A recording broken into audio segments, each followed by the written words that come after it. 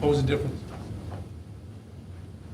I think just a week of practice, we emphasized getting back to Arizona, the standard of moving the ball, you know, making the right plays for our teammates, and being connected on the offensive side. And then they also ran a lot of zones, so we knew if we moved the ball and cut, we're gonna get anything we want. How did you guys get there? Just knowing, I mean, you knew you needed to do that, but how did after all those games, the last two games really flowing, a lot of assists, setting up baskets and stuff.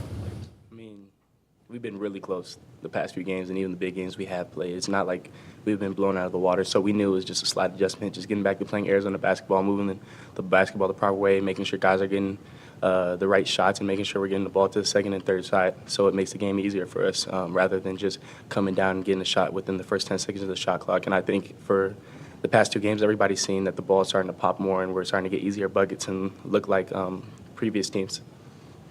These past two games, your roles kind of changed a little bit, getting more time at the four. How have you adjusted to that? I mean, I love it. I just love being on the floor and playing basketball. So just giving me more of an opportunity to be on the floor. It's hard when you're playing next to guys like Anthony Delorso and KJ. They're big-time guys. They're guys that are elite. They do really good things on both sides of basketball.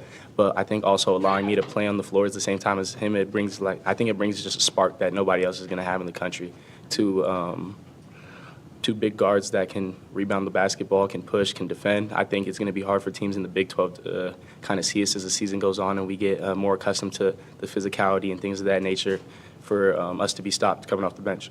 You more comfortable, more confident? I would say just the confidence and the comfortability just comes from trusting my work. Things that I do with working out with him, with C-Love, with Jaden, with Deli, Rem, TJ, all those guys. I think it just comes from that. It wasn't necessarily a lack of confidence. I just think it fit the role better for what the team needed, especially with Mo being out now.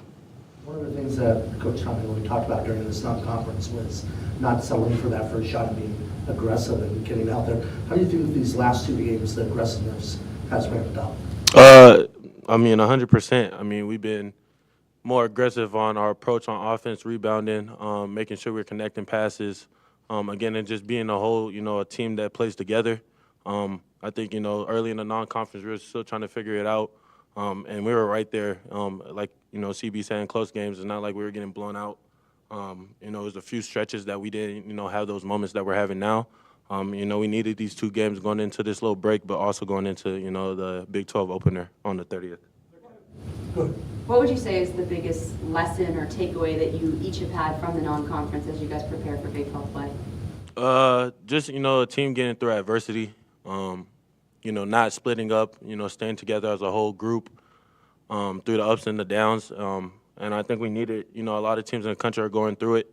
But, we're a team that, sticks together and that is still figuring it out, and we're right there. So. You guys feel like, was there a period where you were where it was a little tense, at all? I mean, it seems like certainly it wouldn't be a surprise if you guys were frustrated, somebody was frustrating somebody else, or like, if there was, how did you guys get past that?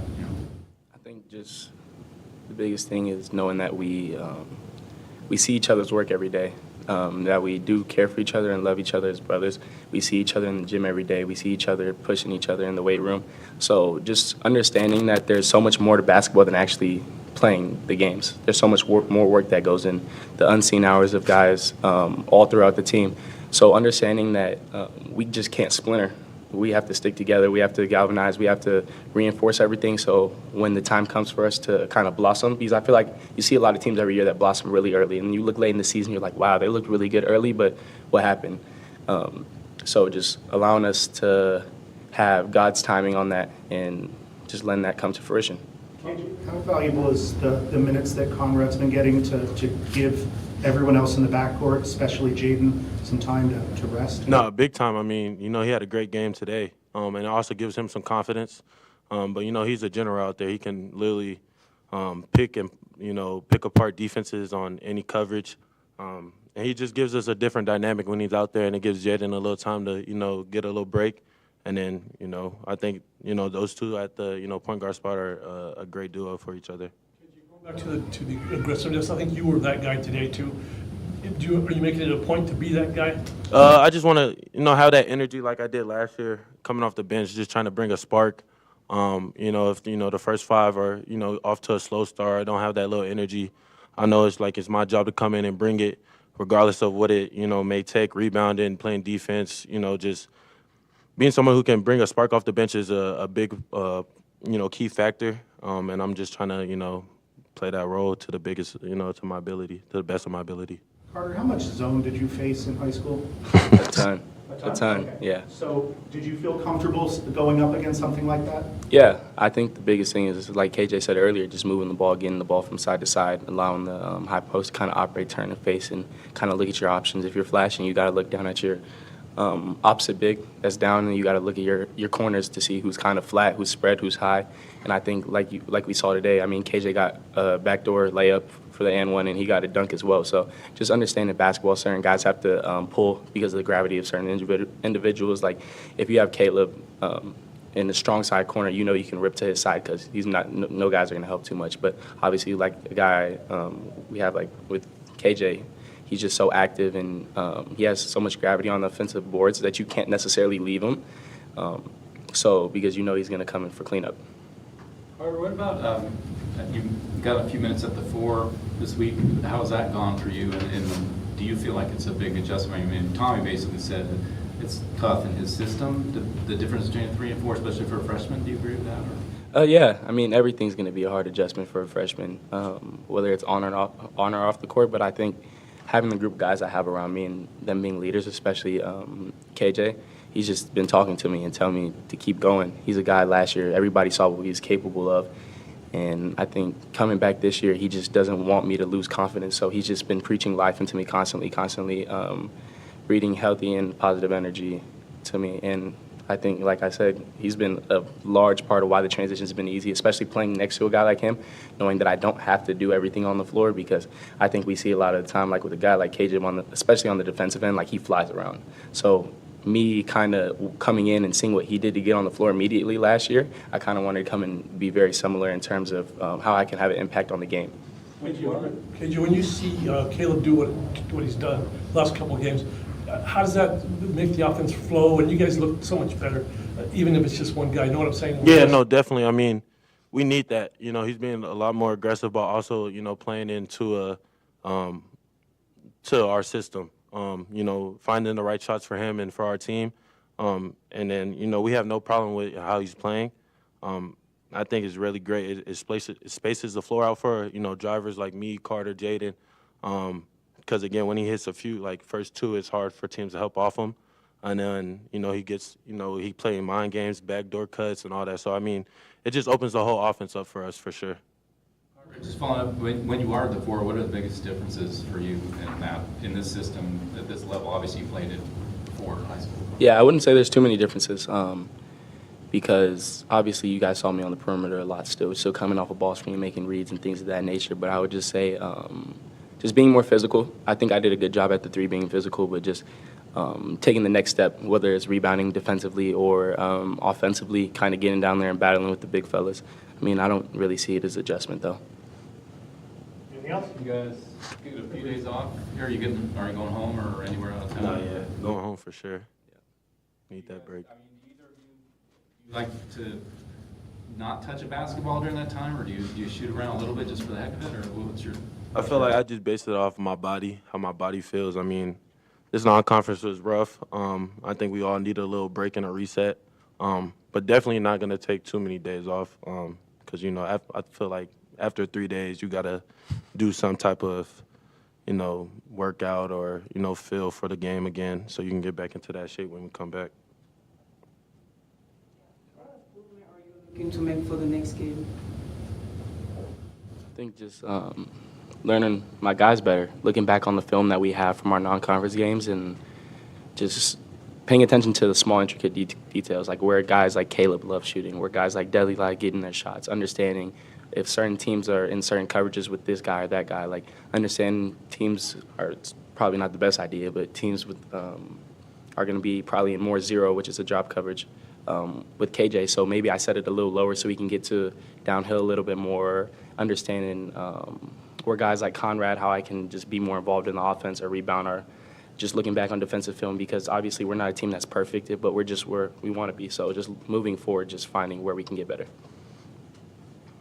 All right, thank you. Thank you, guys. Happy holidays. Happy holidays. Thank you, guys.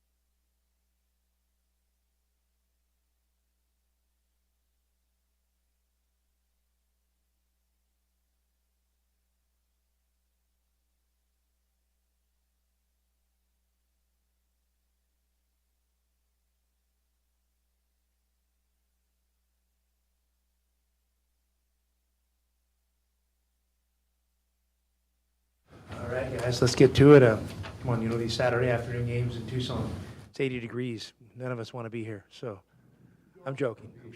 You're on, You're good 50th birthday present? Yeah, it was good. It was a good, good 50th birthday, and it's just a crazy number to say, but I'm glad I'm celebrating it in Tucson. I'm glad I'm celebrating it with a win.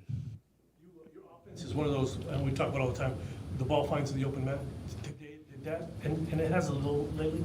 Did you feel the same? Is it looking I good? mean, I feel like it's coming on. It's coming on. I mean, listen, there's no secret. Our deal's predicated on ball movement and player movement, and that's not always easy to get, but there has to be a willingness to do it. I think our guys are getting there, and they're fighting for it, so I was really happy with that. Zone today, because zones sometimes are tricky and have been in the past. Yeah, and theirs was more of a matchup. I mean, if we want to get into the weeds of it, so there's some man-to-man elements of it, and so basically what happens, when you're a matchup, your high post is always matched up with. There's not that big gaping hole you'd see in a normal 2-3 zone, so you have to kind of change some of your movements, and it takes a little bit of time to get used to. And I think after our first run, we kind of settled in. And our guys got a little more comfortable with how we can move against it, and we ran a few of our man sets against it, and it worked. Would you say overall these 2 games at home kind of helped what you needed basically after that? Yeah, for sure. I mean, hey, we're at where we're at, and these last 2 games, I think there's a lot of positive momentum. I think there's been positive momentum all month. We just, we're all still a little bit that losing that 13-point lead to UCLA stings, and we haven't forgotten about it. But I think, if you found a way to not stub your toe there, I think the mood's totally different. But it is what it is, and ultimately, I like where we're at because I feel like I know where we're going, and ultimately, we're going to be judged by how we play in the Big 12. And so, let's go. Off of that, what do you think is the biggest lesson or takeaway that you've had about your team from non-conference going into Big 12 play? I mean, you got to take advantage of opportunities. You got to play as a team. we're best when everyone contributes. We're not a one-man show, and we never have been, and no one's professed that we are. But we just have to have that vibe that like it's kind of like we want to make each other better, and there's a willingness to do that, and like there's like an eagerness to do that, and I think we're taking steps in that direction. When Caleb does what he does, KJ said, it frees up other things for the other guys. So, no one-man band, but it helps the other There's band. no doubt. I mean, he's a guy that, I guess the trendy term in basketball is gravity. He has a lot of gravity. He has a lot of eyes on him, a lot of bodies, a lot of things go towards him. So he can create space for others. And, I think, even though the last couple games at Delhi maybe hasn't started well, he told me today that maybe I should think about having him finish rather than start, jokingly at the end of the game, because he's made his last few shots, in these games. But I think even starting him a little bit, it's kind of you feel the effects of both their gravity. It just creates some openings out there for other guys to operate and for themselves. How important were these seasons for guys like Conrad and Emmanuel Stuff as well? I think it's important for all those guys, but Conrad's a good player. And, when I put my head on the pillow at night, I want to play him. I want to play him more. Big E, the staff's been on me to give him some chances. And now that, we know Big Mo's not probably going to be back for a while, it makes sense to give him some chances. I thought today was the best he's looked ever playing basketball. And I've watched him in high school. I've watched him there, but he looked really good today. So that was encouraging. Another guy that I think that really played well today, just kind of maybe accumulated stats late, was Carter. I thought Carter played really well. I think I can really see huge progress in him the last few weeks. I think he's kind of settling in, figuring out how to make an impact. And when one of the greatest things about Carter when he was, young is his ability to pass the basketball and his willingness to pass it. And I think we're kind of seeing that again. And then he can also make a catch and shoot three. So he showed that again. And now he's got a better understanding of what we're trying to do defensively. And he's kind of just settling in. And I think that's exciting for Arizona basketball. Carter talked a lot about his relationship with KJ and how KJ has made it a lot easier for him to settle in. What's their relationship been like in your perspective? Well, I think there's a little bit of a big brother, little brother deal there. I think, Carter's a guy who, he's loved by all, but he's got two younger sisters. He's always been the oldest sibling. And I think, KJ's kind of taken a little bit of a role in his life as just kind of the guy that's a year or two older, a mentor. Hey, I've been through this. This is what you got to be thinking about. And here's how you got to approach it. There's going to be some tough days. And I think, and Carter's an emotional guy. And so is KJ. So I think it's important for both of them to talk things out and talk to each other and through tough times. You can't always come from coach because, sometimes coming from me, the message might be pretty direct or, it might be a little abrasive. So when they can get it from each other, I think that support's amazing. Both those guys that were in here, Carter and KJ, both talked about how they got through this over the hump, kind of a lot of it team bonding or trusting, liking each other or whatever. Was there anything in the last week or so that, extra that they did together or to kind of break this up? I will just say that, we've probably been, since kind of our initial struggle started, we probably have been a little more intentional with how we're going to drive things within the culture. That could be meetings, that could be, it could be a shared video clip, it could be, a conversation. And at the end of the day, your culture and your vibe is the most important thing.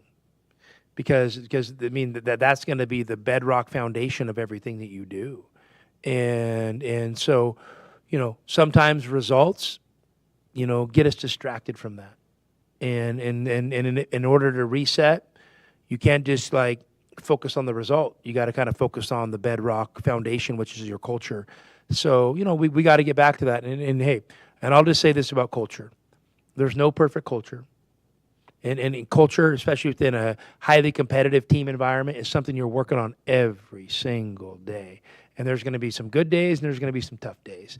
And so, we've kind of, maybe, scaled things down a little bit and really simplified and kind of gotten back to, how we want Arizona basketball to feel. I was just wondering, in light of, like you said, distracted, I'm wondering if you kind of break that, take them to talk golf or bowling or anything crazy. Yeah, we haven't. Sometimes, Bruce, you just got to talk things out. Sometimes it is about get a bunch of guys in a room, and whether it's video or pizza or whatever, and we got to talk it out. And there's definitely been some of those moments, and it's individual meetings, it's group meetings, it's team meetings, it's players talking to players. I mean, all those things, contribute to it. And you know what? There's not too many times you meet just one time and you solve everything. So you just got to stay on it. You just got to stay on it, and so I think we've done a better job the last few weeks of being back on it. Give your players any sort of homework during this break, like anything you want them to do? or Rest, not? relax, love your family, hang out. That's the homework for me. Get hungry. Yeah. Get hungry, because we know we come back. We're excited to be, starting this Big 12 thing we've been talking about for like 20 months. We're fired up. We're hungry. What do you see as a key player for this game? Man, that's interesting. I always think of the acronym TTE, Total Team Effort. That's what always goes through my head. But obviously, I know, when Caleb plays well, it opens up a lot of things. I think Jaden's really been steady the last, few weeks at the point guard position. Has really kind of settled into being able to score and distribute and just run and operate the team. I'm seeing our bigs, the collective, the group of those bigs, being more productive as a group. So, one player, I don't know if I quote unquote have one, because, we always want to be team driven. So that's going to be the focus. I think we're going to be at our best when we have 8 or 9 guys contributing every night. The team was more aggressive. I think KJ led that too. I could be wrong. But the team looked aggressive in addition to the offensive type of thing you were doing. Yeah, listen, we played great defense tonight. Here's what's not being talked about, or at least I wouldn't know, because I don't listen to sports radio or whatever. Listen, if Ollie Furring is a sports media personality, I don't know if I need to be listening. And I love Ollie, but he's no Justin Spears. And I don't read the paper. Sorry, Bruce. Any of you guys' online stuff, huh? And I'm not making any of you happy. But so give me back to that question again for you, I guess. Yeah. Listen, KJ came in and played really well, and he kind of was able to make some things happen underneath that zone defense that got us going, which is great. KJ, listen, we know how good of a player he is. And for him to kind of, give up that starting position but show that he can come in a game and first impact like he did in the first half today was tremendous. Conrad's saying he's got 1 assist all year, 16, or one turnover, 16 assists, something crazy like that. I know there's more to it than that, but is he changing the equation where, maybe instead of KJ playing the point, you go to him more, or is it depend on the opponent? Yeah, I think sometimes there's like a little bit of a player moves a position that opens up an opportunity. Big Mo goes out. So that opens up an opportunity for maybe Carter to get more minutes at the 4, which, or E-Man to get a few more minutes at the 5. And then when Carter goes to the 4, that kind of opens up some opportunities in those 3 backcourt spots, for maybe, those main 4 guards, KJ, Caleb, JB, and Deli, to rotate amongst the spots. And so now maybe you can mix in Conrad here and there, and listen, Conrad's a young player, and I think you guys see he's got something to him, and I've always seen that. It's just good that it's that it's happening in some of these games, because I think now he'll gain some confidence from that, and his teammates will gain confidence from that. Going off of that, in terms of his aggressiveness to try to score the basketball, how important was that for him the last couple games? I just tell Conrad, here's the deal. You don't have to prove to me you're a good player. I know you're a good player. You just got to go in there, and the team has to operate, efficiently when you're in there. So I don't need you going in there and proving to me that you're a good player by trying to do things that are too difficult. Just drill the game down, keep it simple, make sure when you're on the court that we're flowing. If you have an open shot, take it, because I know you can make it, and let's really keep it that simple. And I don't want him to feel like, sometimes with these guys, and it happens, when you have a young player or a guy that's, playing a new role, sometimes they try a little bit hard because they want to show you they can maybe do more. And maybe I just need this contribution right here to stay in this lane, and you try to do more, maybe it'll be counterproductive. So I think he's really found that sweet spot of just kind of staying in his lane and doing this. And I think the team's he's played really well when he's been on the floor. You mentioned coming up maybe with some concepts for Emmanuel. What do you, I know it's still early in that process, but what do you think about him going forward with the Big 12? Is he the kind of guy maybe as you see a game going or with an opponent in particular that he would work, or do you think you'll regularly go to him maybe whatever, 5 minutes? I mean, it's still a little bit of a work in progress, but, I think, you're seeing a guy like him that, if a team is, they say they're in drop coverage, and you guys can look up what that is, but if they're in drop coverage, you can kind of get downhill in some of your ball screens, he's a guy that can go out and catch lobs, and, say a team's putting 2 guys on the ball. So now they're more of a hedge or a trap type scenario. Maybe so now you're playing through like a short roll with your big. I don't know if he's that guy yet. So I think it'll be just like style play, and then but the biggest thing is going to probably be like fight and fouls. If we need fight and there's foul trouble, E-Man's a great guy to give an opportunity. All set. What do you have planned this week? Or the guys are off until what, the 26th, or what's your plan? Yeah, I don't know. Something like that, yeah. 26th, I think, yeah. We got a few days off. I'm going to rest. I'm going to relax. I'm going to hang out with my family and probably watch some Big 12 film. Most of your guys going somewhere? Or? I think everybody's got some place to go, for sure.